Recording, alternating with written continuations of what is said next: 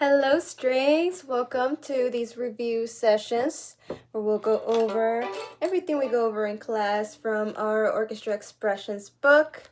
In this video, we are looking at page 2. So make sure you have your book open to page 2.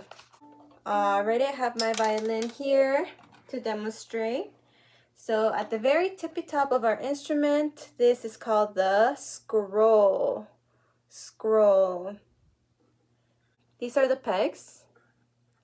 We never ever want to turn the pegs on our own. It takes a long time to learn how to tune with the pegs of the instrument, so you probably won't be doing that anytime soon. Maybe when you get to middle school, you'll be able to practice tuning with your pegs like later in middle school. But right now, because these are very delicate and they can break the string if you turn them too much or too little, then just wait. If your strings are ever really out of tune, wait for class and then let your teacher know, aka me, Miss Valles, that you need to tune your instrument is super out of tune, and I'll help you tune with these. So these are called pegs.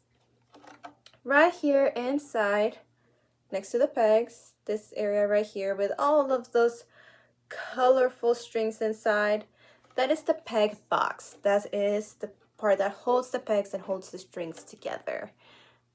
That's the peg box right here.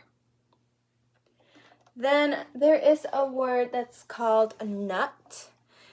That is this line right here. This line right here that holds the strings at an angle. That is the nut. Next we have the neck, which is this part. This is the part that we want to hold our instrument the most. If you're getting it out of the case, you want to lift it from the neck. If you're lifting it from the floor, cellos, and you have it down like this, you want to lift your cello from the neck, and you want to put it down from the neck as well. If you are walking around with your instrument, you might want to hold part of the neck, okay? And this is because it's the most sturdiest part of the instrument, so always make sure you hold it by the neck. After the neck, we have the fingerboard. The fingerboard is this entire black part where our fingers go. It's a board where you place your fingers. So it makes sense that it's called the fingerboard. So the neck is this part right here, but the fingerboard goes all the way down. That's the fingerboard. In our book, it says upper bouts for these right here. I also call them shoulders. So you might hear me say shoulders or upper bouts. I might change in between both words. These are the shoulders. So you can see we have a neck and we have our shoulders. And then after the shoulders or upper bouts, our book says strings. These are our strings. After the strings in our book, the next word is F holes and C bouts. So the F holes are these holes right here. This is where the sound comes out of the instrument, comes forward. And they're called F holes because if you see closely, they have the little line that makes it look like an F.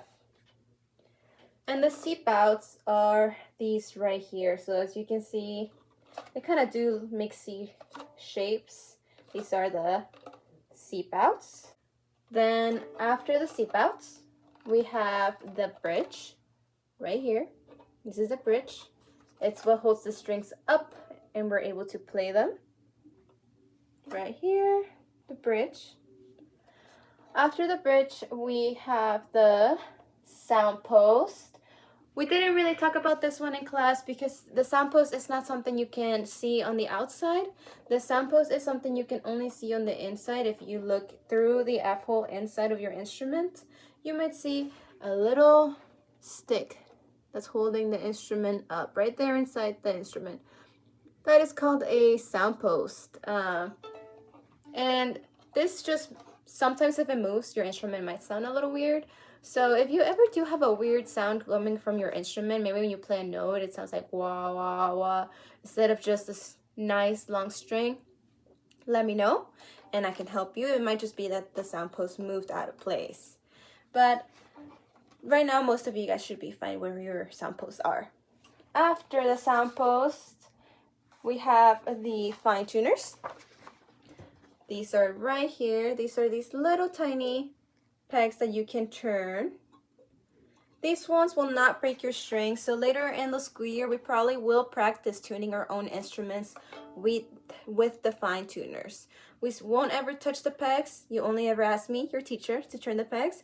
But if you ever want to try to practice tuning on your own, these are the ones that you can turn and they should not break your string. The fine tuners are attached to what is called a tailpiece. This is a tailpiece. It is the tail at the end of the strings. So that is the part that holds the fine tuners and the end of the string. And then after the tailpiece, we have a chin rest for violins and violas. Violins and violas, you have this chin rest where you place your chin or your jaw. It's more like in between your jaw and your chin. That's where it goes. But cellos and basses, you guys don't have a chin rest. You instead have an end pin that comes down out of your instrument. You pull it out. That is your end pin. And then violins, we don't have an end pin. We instead have an end button that holds the tailpiece. Alrighty, those are all the parts of the instruments. We also have the parts of the bow. I have my bow. Let's review some rules about our bow. Our bow has a lot of hair. This thing next to the stick is called hair. It's not called strings, it's hairs, because it is made from horsehair. And it has at the very, very tippy down an adjustable screw. If you turn this, your hair will either start pulling apart and get wider and wider, or if you turn it the other way, it'll get looser and looser and closer to the stick. You see? How tight you want your bow is to be able to just fit your index finger, your pointer finger, through the middle between the hair and the stick, right at the center.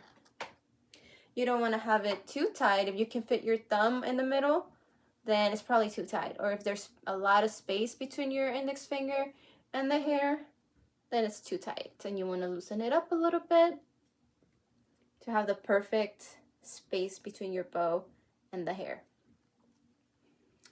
So like I mentioned, this is the adjustable screw that you turn. And then this box right here, we call this a frog. I don't know if you can see, it kind of looks like a frog. Like there's the eye of the frog and this is the mouth right here. So it's called a frog. This metal piece right here, this is called a ferrule. We don't ever use that word. We usually just call it the silver piece, but if you want to know the fancy word, ferrule. Alrighty. We have a winding. So these right here. Some of you guys might have it made out of metal. Mine is made out of plastic. So all bows are different right here and what kind of winding it has.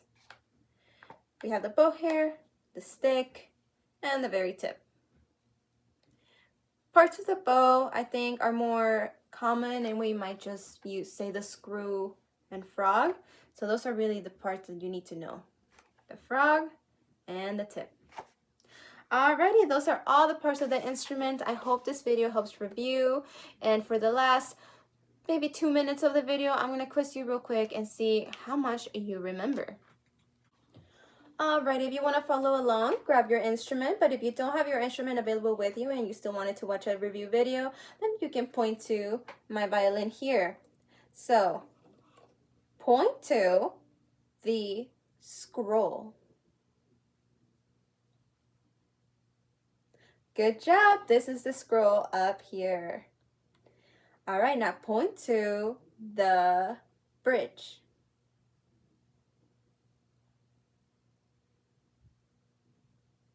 Good job. It's right here. This is the bridge. Now point to the upper bout or shoulders. Good. That is up here. These are the shoulders. Now point to the neck of the violin, not your own neck. Good, that's right here. Now point to the pegs. Good, that is up here. These are the pegs. Now point to the nut. Good, that is this part right here. Now point to the fine tuners.